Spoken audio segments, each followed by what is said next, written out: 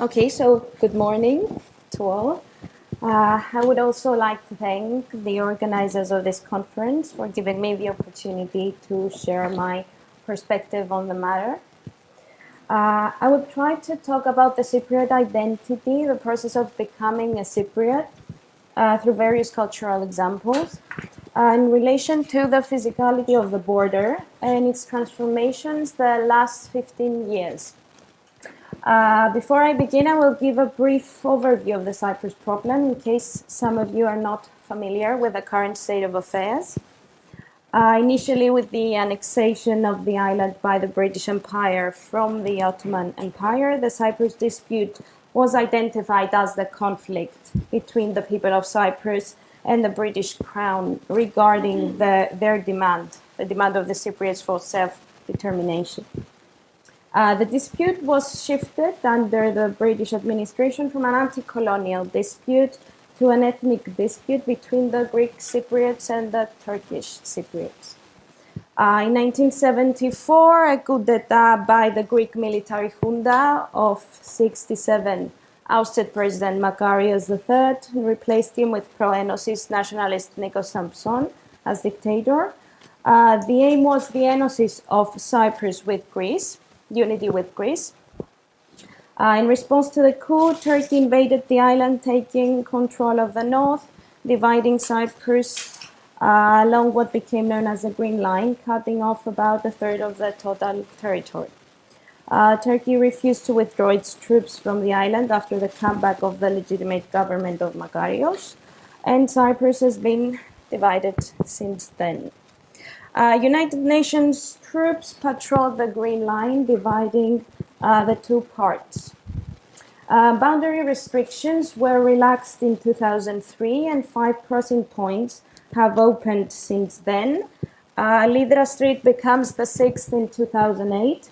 Its symbolism injects momentum in a renewed reunification drive.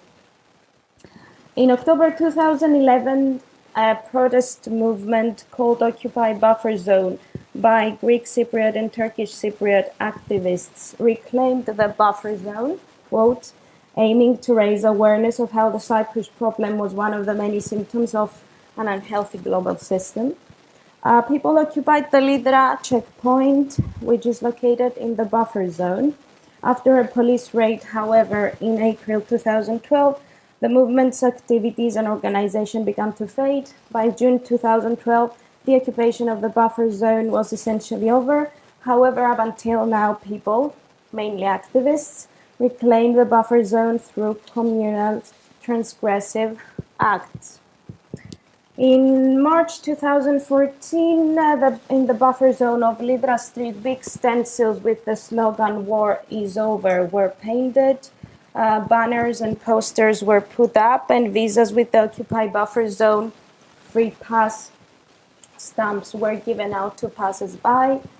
Last February, an anti-military march of Greek and Turkish Cypriots broke into the buffer zone in the old town of Nicosia, demanding the reunification and demilitarization of Cyprus.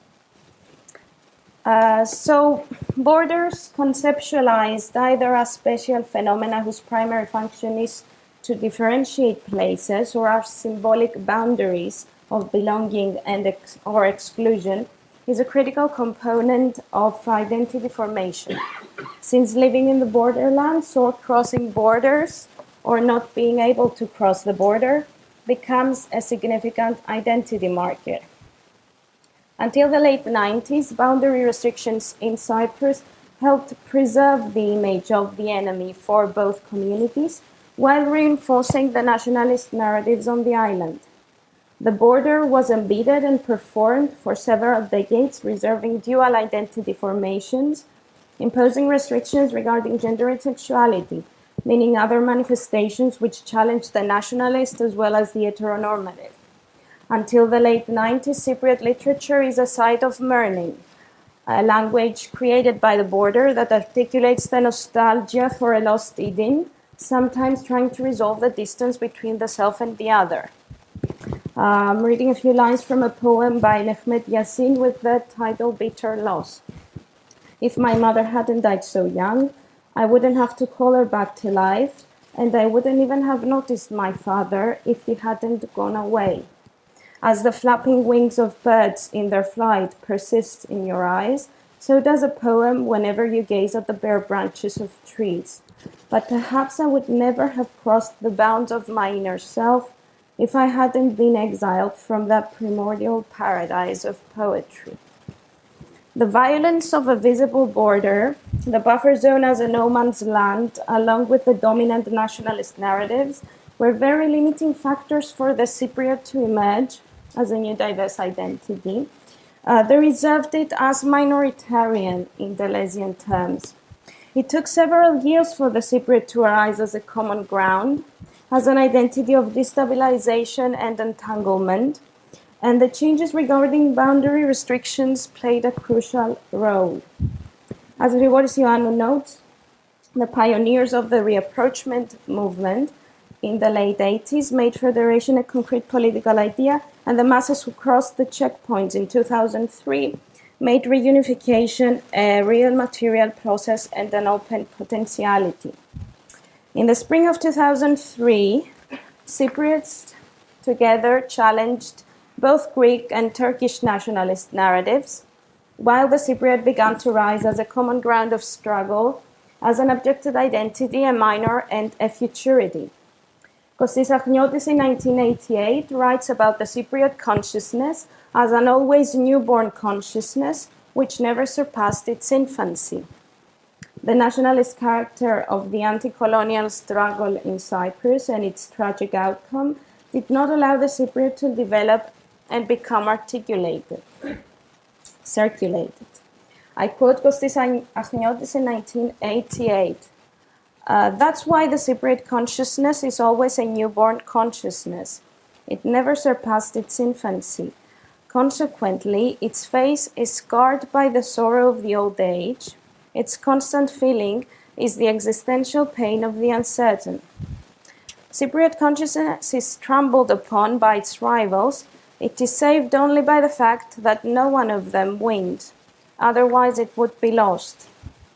Cypriot consciousness thinks it is impossible. That's why it plays dead, waiting for better days to come, mocking the weaknesses of its commanding rivals, who are nevertheless too weak to impose their order of things. The Cypriot consciousness owes the arrogance, pride of the marginal. The Cypriot identity as an identity of destabilization arises also in an interview of Andreas Panagiotou in 1992 on the public channel of Cyprus. The professor of sociology states that he is a Cypriot, not a Greek Cypriot, just a Cypriot. The word is left there, outstanding, as if it needed another word to condescend it. Panagiotou describes the Cypriot using the future tense.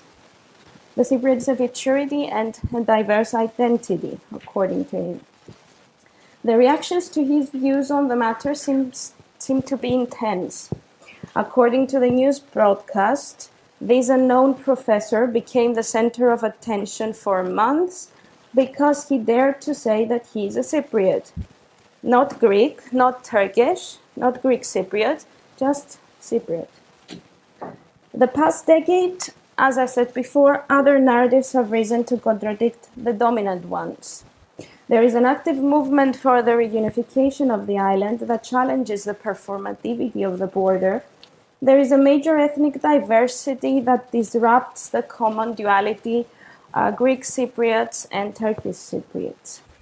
When people crossed the checkpoints in 2003, they were again faced with the Cypriot consciousness as a newborn consciousness, as a minor and a hybrid of entanglement. As Dora Irakleou notes, a cultural turn in humanities and social sciences affected the way borders were theorized, resulting in the under-theorizing of the materiality of the body, a body that is not merely a passive surface upon which discourses are imposed, but rather it is a body that kicks back and reacts. Bicommunal activism transgresses the border in ways that unravel these physical implications of the border. What is interesting to see in these transgressive bicommunal acts that have taken place the last 5 years or so is how the border is something very corporeal. how by transgressing the limit, the people are making a political stand, reclaiming the reunification of the island, but at the same time the right to negate the law, to refuse ideological and cultural hegemonies, which are at the same time very corporeal. They seem to be reclaiming themselves in terms of gender and sexuality at the same time. The buffer zone becomes intersectional in the stencils of the movement Occupy Buffer Zone. The fusion with the other allows a diaspora to take place, which reveals the entanglement of our situation. The Cypriot serves, if it is to serve, as an example of the failure of the autonomous subject, the impasse of a rational closed identity, and the vain in longing the whole. A book by Antonis Georgiou, published recently in 2014 with the title An Album of Stories, reflects the current state of the Cypriot. The author uses a polyphonic narrative and the materiality of the archive in his effort to write as a Cypriot. The minor form seems to be the most appropriate in doing so. On the occasion of a grandmother's death, a range of stories are revealed, aided by quotations from newspapers, recipes, children's drawings, folk songs, laments, poems, and photographs, mostly from family albums. Georgiou uses the archival memory to reclaim the materiality of his narrative by writing the fusion of different stories, different voices, and different genres.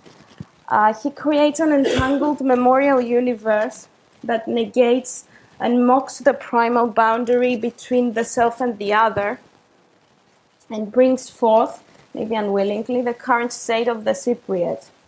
I will read the last passage from this book.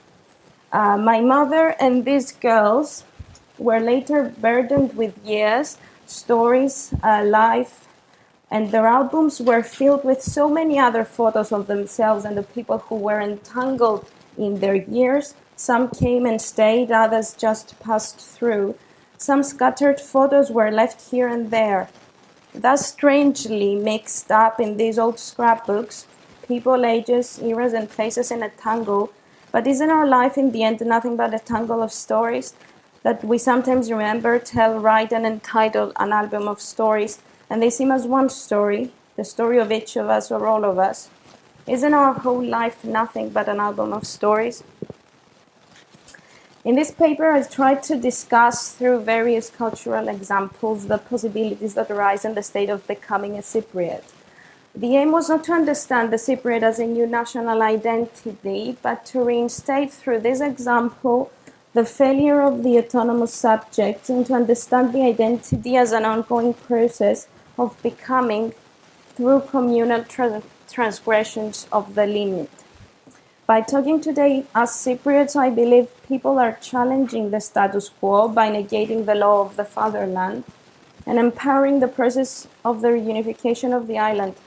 However, at the same time, we need to reserve what Deleuze calls the potential of the minoritarian, the always destabilizing effect of being a minor, intertwined and entangled, like those stories that make the colorful mosaic of Cyprus in Georgiou's An Album of Stories.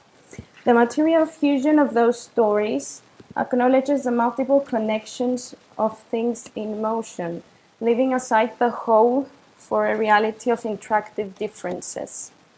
Thank you very much.